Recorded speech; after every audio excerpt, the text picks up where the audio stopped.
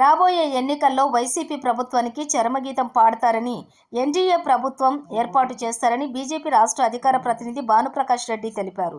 నెల్లూరు నగరంలోని భారతీయ జనతా పార్టీ జిల్లా కార్యాలయంలో బీజేపీ రాష్ట్ర అధికార ప్రతినిధి భానుప్రకాష్ రెడ్డి విలేకరుల సమావేశం నిర్వహించారు.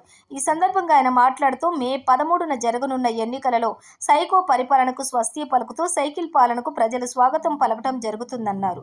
ఆంధ్రప్రదేశ్ రాష్ట్రంలో లా అండ్ ఆర్డర్ కొరవడిందని స్పష్టంగా తెలుస్తుందన్నారు. పోలీస్ వ్యవస్థలో సమర్థవంతమైన అధికారులు ఉన్నారని, వైకాపా ప్రభుత్వం వారి చేతులను కట్టేస్తూ చట్టాన్ని వైఎస్ జగన్ తమ చేతుల్లోకి తీసుకుంటున్నారని ఆరోపించారు. ఆంధ్రప్రదేశ్ రాష్ట్ర ప్రజలకు వైఎస్ జగన్ బటన్ నొక్కి అభివృద్ధి సంక్షేమ పథకాలను అందజేస్తున్నారని చెప్పడం హాస్యాస్పదం అన్నారు. అదే బటన్ నొక్కి మే 13న పోలింగ్ బూత్లో వైఎస్ఆర్సీపీకి అపజయానికి కలిగించి వైఎస్ జగన్ని ఇంటికి పంపించేందుకు ఆంధ్రప్రదేశ్ రాష్ట్ర ప్రజలు సిద్ధంగా ఉన్నారని ఆయన తెలియజేశారు. కేంద్ర ప్రభుత్వ పథకాలను రాష్ట్ర ప్రభుత్వం ఖాతాలోకి వేసుకున్నారు అన్నారు. రాష్ట్రాన్ని అవినీతి, అరాచక, అంధకార ఆంధ్రప్రదేశ్ని చేశారని, అదేవిధంగా గత ప్రభుత్వంలో 3.3 లక్షల కోట్ల అప్పులను జగన్ ప్రభుత్వం వచ్చాక 12 లక్షల కోట్లు అయిందని, సగటున ఒక వ్యక్తికి పైన 2.5 లక్షల రుణభారం మోపారని, జగన్ సక్సెస్ఫుల్ సీఎం అని చెప్పుకుంటున్నారని, కానీ ఆయన కేవలం స్టిక్కర్ల సీఎంగా మిగిలిపోయారని, ప్రజలను ఓటు అడిగే హక్కు జగన్మోహన్ రెడ్డి కోల్పోయారని, అదేవిధంగా తులసి వనం లాంటి తిరుపతి క్షేత్రంని గంజాయి వనంగా మార్చిన ఘనత కూడా జగన్కే దక్కుతుందని ఆయన ఘాటుగా విమర్శించారు.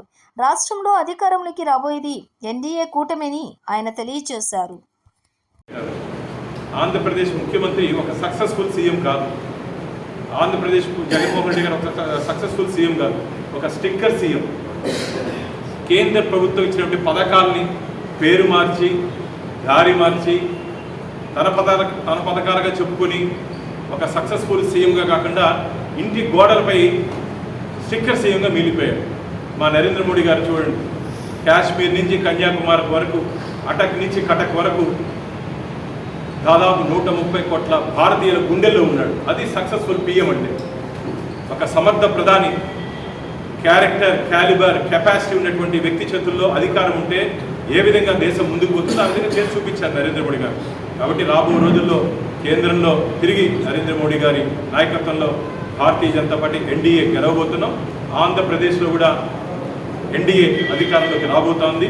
నేను ఇంతకుముందు చెప్పినట్టు ఈ అవినీతి చేసినటువంటి అన్ని విభాగాల మీద విచారణ జరిపిస్తాం.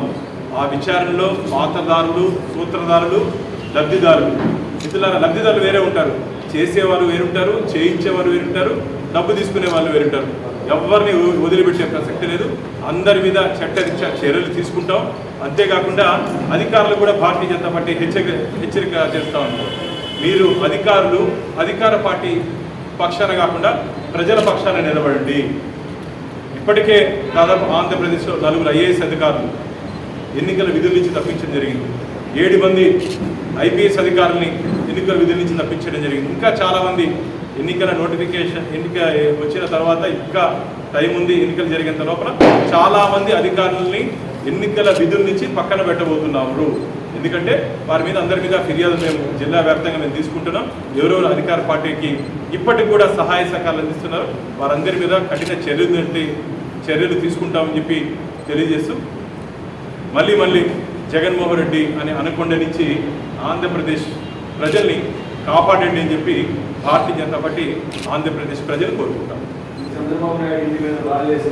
జనతా పార్టీ సీటు కోసం చాలామంది పోటీ పడ్డారు. మాకు కావాలి అని చెప్పి.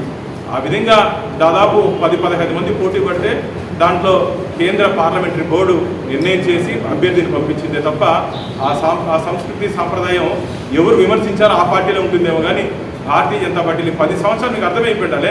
ఈ 10 సంవత్సరాల కాలంలో ఒక అవినీతి రహిత పరిపాలన అందించింది భారతీయ జనతా పార్టీ. మీరు చెప్పినట్టు విధంగా ఆ స్థాయిలో పనిచేయాల్సిన అవసరం మాకు లేదు.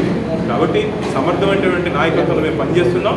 ఆంధ్రప్రదేశ్ నుంచి కూడా సమర్థమైనటువంటి వ్యక్తుల్ని అభ్యర్థులుగా భారతీయ జనతా పార్టీ నియమించాం. Okay, thank you. కాదు, వైసీపీ ఇంటెలిజెన్స్ సోషల్ మీడియాలో ఇలా పెడతా ఉంది తప్ప కేంద్ర ఇంటెలిజెన్స్ ఎక్కడ పెట్టలే. అది కేవలం సోషల్ మీడియాని అంటే అర్థం పెట్టుకొని అది అధికార పార్టీ ఇంటెలిజెన్స్. వాళ్ళకి సపరేట్ వాళ్ళ మంది మార్మనంతా దాన్ని ఇంటెలిజెంట్గా చేస్తున్నారు, ప్రజలు కూడా ఇంటెలిజెంట్గా ఉన్నారు. ఏ విధంగా తిప్పికొట్టాలో ఆ విధంగా తిప్పికొడతారు. కేంద్ర ఐబీ ఇంటెలిజెన్స్ బ్యూరో ఎక్కడ దీంట్లో వాటిల్లో సర్వే చేయదండి. అది తెలియకుండా పాపం అమాయకులు ప్రజలు నమ్ముతారు కదా అని అమాయకులు చేశారు. ఆంధ్రప్రదేశ్ ప్రజలు చాలా తెలివైన వాళ్ళు. ఎక్కడ ఎప్పుడు ఏ విధంగా బుద్ధి చెప్పాలో ఖచ్చితంగా చెప్తారు. సార్ తిరుపతి ఎంపీ సీట్ మీద కూడా కొన్ని ఆరోపణలు వస్తుంది. తిరుపతి ఎంపీ సీట్లు